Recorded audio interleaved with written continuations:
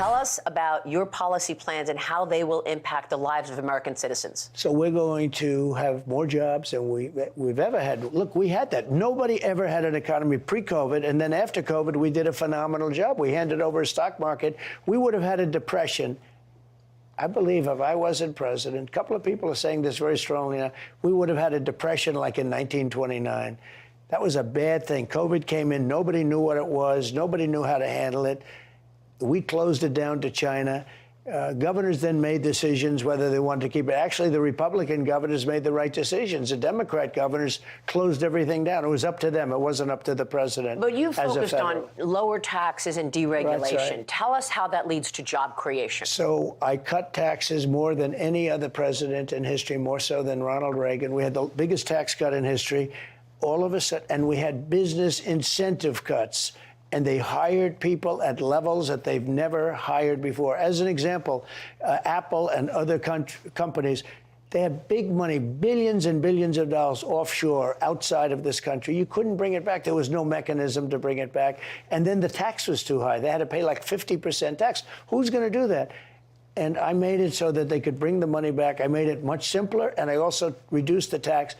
And the billions of dollars came pouring back into our country, and they were spending the money. So here's what we're doing. We're going to get the first thing, we're going to get energy way down. Drill, baby, drill, all right? We're going to get energy way down. That's going to lead to the inflation. What's killed this country more than anything in the last 3.5 years is inflation inflicted upon this country by Sleepy Joe Biden. The inflation has been a disaster in this country. And it's killed the middle class, it's killing the working class, and we're going to get inflation brought down. We have to bring prices down. How do you do that? How do you get inflation down? If we bring energy down, other things are going to follow. So how many jobs do you think can be created by unlocking the energy capacity in America? Numbers that you haven't seen before, numbers that we've never seen. What, Oh, we were millions? doing it. We would, yeah, millions of jobs. That's what we need. We need millions of jobs. And we need people to come into our country, too, by the way. I don't want to say we're going to close the border, but we're going to have people come in, but it's going to be people that we should have. In a post on Truth Social, you said that seniors should not pay tax on Social Security. And, of course, this made big news, but the Committee for a Responsible Budget says that that will mean increasing deficits by $1.6 to $1.8 trillion. Because we can cut other costs. There's so much waste in our government. The other So thing that's is, what I want to ask. Where do you get the revenue to offset that? Because it's also apparently going to advance the insolvency date of Social Security's retirement trust fund by over a year. well, you know, one of the things good about that is that's when people will make a deal. You know that. But we're going to take care of Social Security. We're not going to do anything to hurt our seniors. There is so much cutting. There is so much waste in this government. There's so much fat in this government. I also have no tax on tips. That's a big deal. Are you going to make that an official line item in your economic plans? Yes. No tax on tips? No tax on tips. Very simple. Okay. No tax. What about the debt? I mean, you know, with no taxes on Social Security, no taxes on tips. I mean, when does $35 trillion in debt become an emergency? We are going to, you know, we were at a point, we were doing so well prior to COVID, just prior to COVID, we were going to start reducing debt, and we're going to start reducing taxes still further. You know, I gave the biggest tax cut ever, bigger than the Reagan tax cuts. But you know what happened? It was very interesting. We took in more revenue with a smaller percentage of taxes than we did with a big percentage of taxes. And nobody understood it. I did. Some people did. But few people understood it. But when we cut taxes, we took in much more money. The country made more money.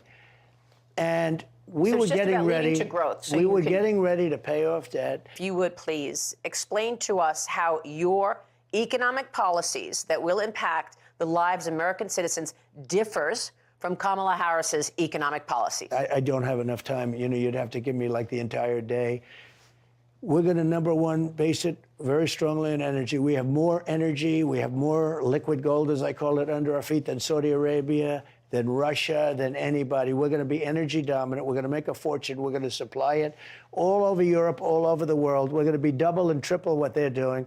We're going to have tremendous energy, and we're going to lower our prices of energy. Do you know, people in New England, they pay some of the highest prices in the world because we don't have a pipeline, because New York won't let a pipeline go through a very poor section of New York where they need the jobs.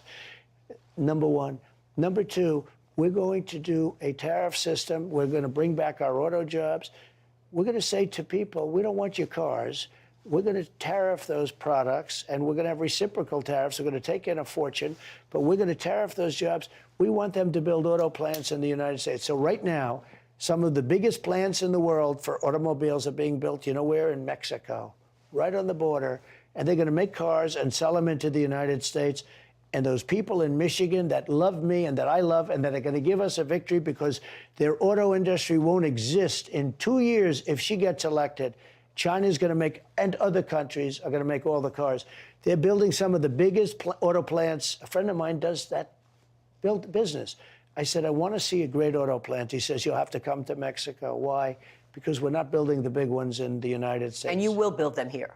The biggest in the world, and we're going to have all of our people operating. And we're not going to let people come to build them in Mexico and build cars and sell them in the United States. Won't it be more and expensive? Close up Michigan and South Carolina and other places. Won't it be more expensive if you're No, doing it'll it be here? no, it won't be. It'll be great. It'll be unbelievable. And by the way, when you add it all up, including the taxes and everything else, we're going to create jobs like you've never created before.